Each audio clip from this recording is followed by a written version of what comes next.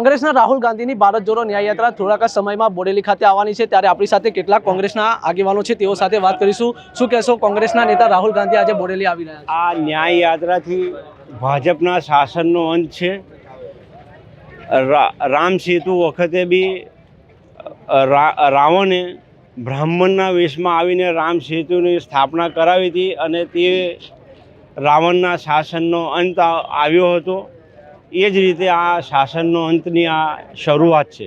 તમે શું કહેશો, રાહુલ ગાંધીની ભારત જોડો ન્યાય યાત્રા આજે બોડેલી? રાહુલ ગાંધીની ભારત જોડો ન્યાય યાત્રાથી લોકોમાં ઘણો અનેરો ઉત્સાહ છે અને આ યાત્રાથી દેશમાં પરિવર્તન નક્કી છે।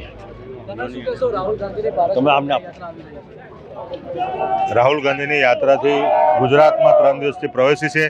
ચોક્કસપણે હું એટલું કહીશ કે આ વખત રાહુલ ગાંધી આંધી નહીં પણ ગુજરાતમાં એની આંધી આવવાની છે। રાહુલ ગાંધી આવવાથી ગુજરાતમાં કોંગ્રેસની આંધી આવવાની છે અને જુસ્સો અને જોમ કાર્યક્રમોમાં ભરપૂર છે અને આવનારી આ લોકસભાની સીટ ચોક્કસપણે છોટાઉદેપુર લોકસભા અમે જીતવા જઈ રહ્યા છે।